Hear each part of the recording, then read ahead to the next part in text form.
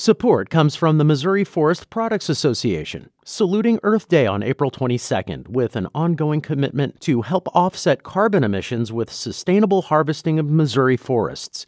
Details at choosewood.com. From St. Louis Public Radio. This is St. Louis on the Air. I'm Elaine Cha.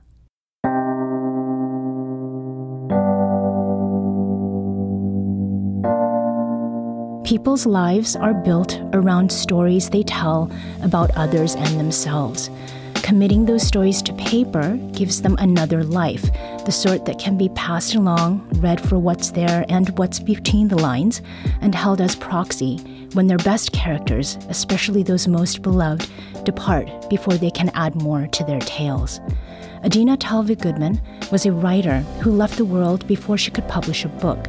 So her family and friends, those who knew her, and the stories Adina lived just as much as she wrote, edited her writings into the memoir, Your Heart, Your Scars, as a way to fulfill her dreams and share Adina's heart and mind, and her very bodiness, too. Here to discuss that book and the original beloved author of it is Sarika Talve-Goodman, Adina's sister, and a literary scholar and psychotherapist. Welcome, and thank you for joining us today. Thanks for having me. Now, Sarika, can you tell us about the genesis of the idea to make this book and maybe what it took to clear it with your family? Yeah. So I was Adina's longtime reader and collaborator. So I knew what she was working on when she died, and she was still in the creating process. The book hadn't taken shape yet. So when she died, in the shock and horror of her dying, it wasn't something we had prepared for. It wasn't something she had prepared for. It was my way of still being with her to gather everything I could that I knew deserved to be shared, everything that felt ready enough, and everything I knew she'd be more or less okay with being shared. And I put it into a manuscript, and I brought it to my family.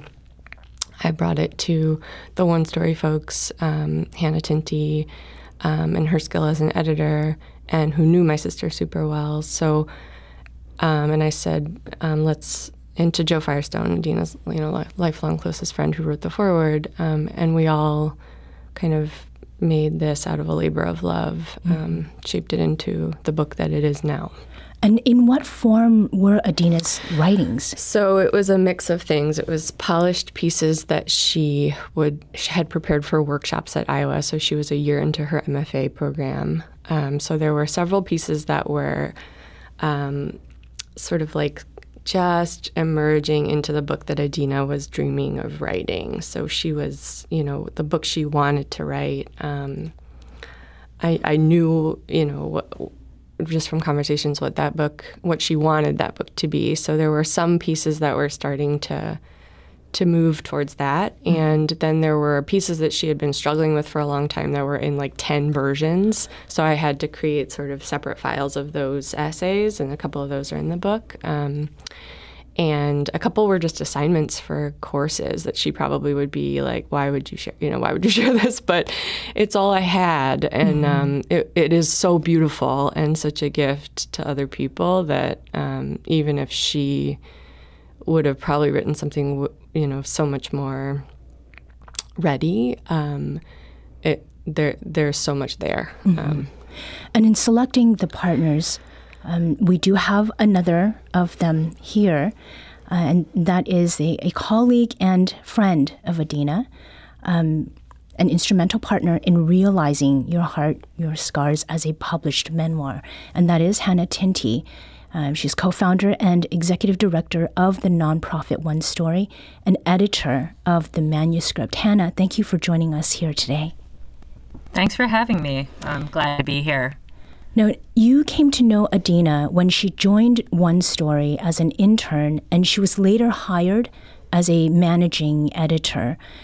Please tell us, what is one story, and what was it that set Adina apart in your contact with her in that context?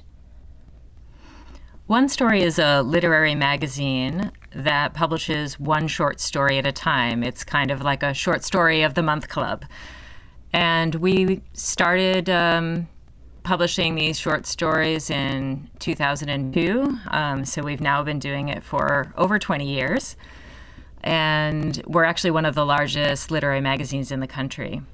And Adina came to us, as you said, as an intern. And when we were looking for a new managing editor, we went right back to Adina because she made such a wonderful impression on us. You know, she has so much energy, so much magic, we called it, really. And she also had a way of charming everyone and also disarming everyone. She had a way of really pulling you into a deep conversation very quickly. You know, there are those people that you meet who who don't stay on the surface in a conversation. And because Adina was so real in that way, she formed great connections with our writers. And she was a huge supporter of emerging writers and marginalized voices. And that's something that we've, tried to continue on since she left us. We are going to take a very quick break. We'll be back shortly to continue this conversation. This is St. Louis on the Air on St. Louis Public Radio.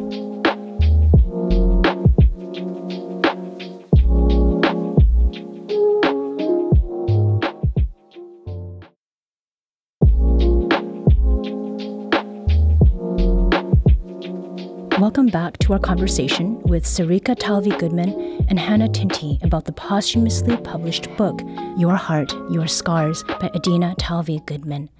Hannah, before the break, you were talking with us about how you came to know Adina through one story. When Sarika reached out to you to participate in putting this book together, what made you decide to say yes? I saw how beautiful the writing was. And some of these essays were pieces that Adina had previously published and that I was familiar with.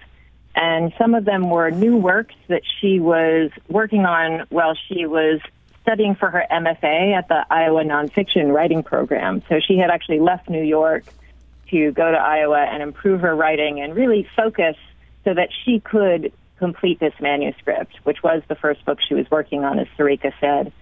So the writing is so beautiful and so important. It was also a book, I will say, that I had never read anything about this experience before, about what it is like to be a transplant patient. And, this book also is not just about being a transplant patient. It's about wrestling with very big issues about life and about gratitude and about loss. So I think it is something that will really move people and be important to read. We were saying that this book was made out of both love and grief by Adina and all of us, but it is also a gift to readers, and I really can't wait to share it out to the world. Mm-hmm. That's certainly what I felt as I was reading the introduction, the notes, the first story, which was one that was published when Adina was still with us. Hannah, as an editor, maintaining fidelity to Adina's voice as you knew her, and then as a friend, knowing her in ways that sometimes family doesn't get to know because you have a different kind of relationship. Did that ever, or those things, did they ever come up as challenges or questions as you were working on this project? Well, I think that was actually one of the strengths of having this team together, having both Adina's family and people like us who worked with Adina for over 6 years, daily in the office and knew her. And also having Joe Firestone involved, who was Adina's closest friend, who grew up with her. We each knew Adina in different ways, and so as a result, when we were going through this, we worked really hard together as a team to get this closest to what Adina would have wanted. And I will say, as an editor, doing posthumous editing, posthumous books should be read with softness. Mm-hmm. They're an unfinished work, just as Adina's life was unfinished. But at the same time, it's an important piece of writing that should really be out in the world. And the other thing I'll say is that all of the words in this book are Adina's.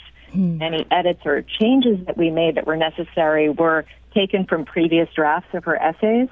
So that's one of the things that, as an editor, I tried to do. It was really just clarifying things or, arranging some of, fixing the typos, certainly things like that an editor would do. But I only used Adina's own words in writing in order to make those fixes. So it was all coming from her.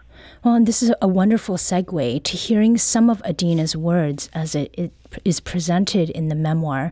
In one essay titled, "The Condition of My Transplanted Heart is One of Remembering," Adina writes about the first Thanksgiving after her transplant and how she celebrated it with her old heart. Hannah, could you read that for us? I'd be glad to. So here it begins. After my heart was taken out, I asked if I could bring it home with me. It was an unusual request, one the hospital had never fulfilled before. My cardiologist asked if it was a Jewish thing. My parents are rabbis, and they both said, no, it's not a Jewish thing to take your organs home with you. All I could say was that I wanted it. It had been mine, and I didn't want it to be thrown away. They released it to me in an urn through a funeral parlor as my own remains. I suppose it does remain, in a way, as evidence of the great event. I now have two hearts in my possession, one inside and one out in an urn. The process of getting my heart released took a few weeks. I went to the hospital for a checkup around Thanksgiving, and my doctor presented me with a square wooden box. It was the cheapest urn, my mother said. My family doesn't usually do much for Thanksgiving. But the year of the transplant, our gratitude was overwhelming. So we made about 7 kinds of pie and then opened the box to view the heart. Inside, there was a white, round, tall plastic container. Inside that container, my heart. We all wore plastic gloves. We put newspaper down on the table in case the liquid the heart was preserved in dripped. I removed my heart and held it in 2 hands. It was large, pale yellow, and deformed, but it hardly dripped. We passed it around and said thanks. Thanks to my old heart for doing all it could. Thanks to the new heart for being so good. Thanks to each other for coming home. I thought about the donor's family. It overwhelmed me to think that somewhere not so far away, there was someone young like me, small like me, with O-positive blood like mine, missing from a table. My family's gratitude, our joy, comes in a large part from another family's grief. It's not a direct correlation or a direct result. I did not cause that death, but I did wait for it to come for a long time. And when it did, I was grateful. But what would that make the condition of my transplanted heart? Not quite grieving, not quite gratitude. What can I call the crawl space in between? Thank you, Hannah, for sharing that excerpt from Your Heart, Your Scars with us. Sarika, you were at that Thanksgiving table, and you knew Adina well before the transplant. She was your younger sister by 2 years. How much of what Hannah just read reflects the things you know occupied the space of Adina's heart and her mind pre-transplant? I mean, that scene is captured, so perfectly. I think just the way that it, this notion of crawl space between gratitude and grief, that runs throughout the book. of exploring these in-betweens, these moments. In Adina's words that she wrote this somewhere elsewhere, but she wrote, "If illness is the night side of life, then I think I write towards moon, towards moments of light and undoing." For me, that was that moment. It was a moment of, it was like I can remember the smell of the heart. I can remember the light flooding into the room, even the lightness, like the levity mixed with the heaviness, right? The grief, the death, that she almost, she was in a cardiac death. She didn't have a heart in her body for that surgery. So, and we all lived through that enormous experience alongside her, but couldn't take any of the pain, or difficulty of processing it in her body from her. We couldn't carry that for her. Yeah. So I think for me that scene very much captures just the long journey of what it means to receive another person's organ, like the ethics and politics of organ transplantation in this country, which she explores a lot in the book. These crawl spaces between living and dying, illness and wellness, gratitude and grief. I think it really holds all of that, which Adina had lived with as someone chronically ill, waiting for a heart for a very long time, for her whole life, really. Just a kind of a container and a conduit for all of that. Yeah. Has working on this book, or I say has working, I imagine it is still something that continues. But this project and its realization, has that been a kind of space in between grieving and gratitude for you as well? For sure, yeah. I mean, for me, it was just a way to try to figure out how to keep being with her, like even if she didn't want, I had to really struggle with, would she want this stuff out there? How much?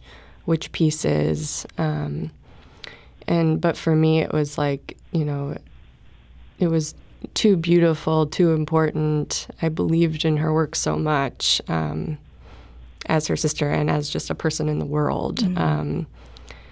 So, yeah, it's been a huge gift to me and to, I think, to others to it's share. Something that you're holding in your hands. Yeah, it was a way to keep carrying her with me. And I did it very slowly. And, it took me all this 5 years, to... I think even be able to talk about it a little bit, but it did take a long time.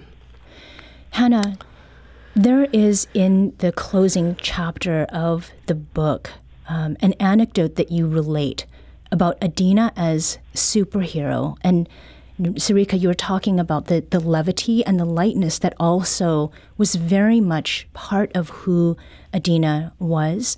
And that anecdote is... it's very vivid. Hannah, can you briefly describe what that story was about and how it made its way into that last chapter? Oh, sure. I just want to say that, even the section that I just read, it shows how Adina was writing about very deep issues, but there's always a sense of humor. The joke at the beginning about, is this a Jewish thing, bringing home a heart from a hospital? So while the focus of this book, is Adina's experience as a transplant patient, I want to say this is not the defining characteristic of her life. It really wasn't. She rarely shared or discussed her transplant with others. She was an actress, a comedian, this amazing writer. She was a huge part of the New York City literary community.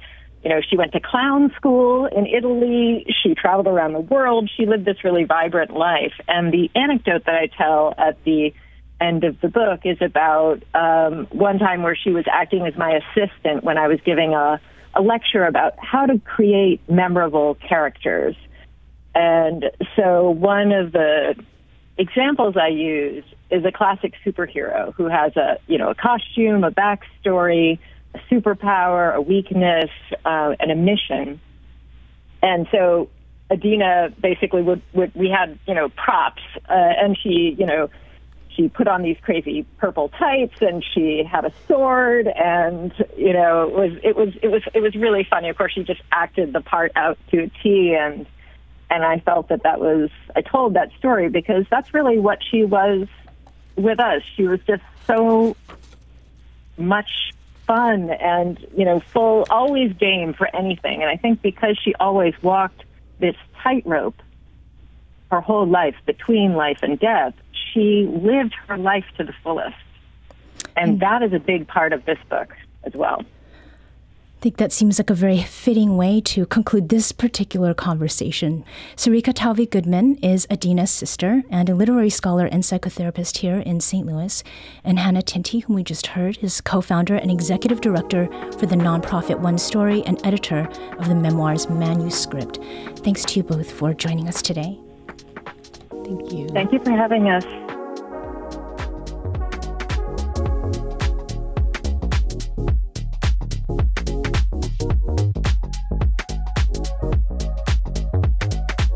This episode was produced by Danny Wissentowski. Audio engineering and podcast design by Aaron Dorr. Our production intern is Avery Rogers. Our executive producer is Alex Hoyer. St. Louis on the Air is a production of St. Louis Public Radio. Understanding starts here. Our podcast proudly supports St. Louis artists by using music from Life Creative Group. Do you find yourself regularly listening to episodes of St. Louis on the Air? Suggest us to a friend you think might enjoy our conversations, and leave us a review and rating on Apple Podcasts on the App Store. It's the simplest way to help people discover our show. Thank you. St. Louis Public Radio is a member-supported service of the University of Missouri St. Louis.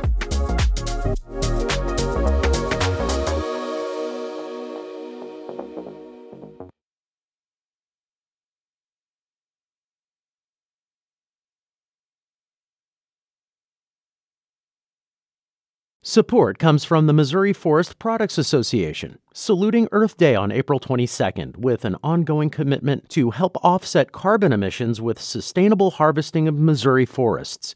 Details at choosewood.com.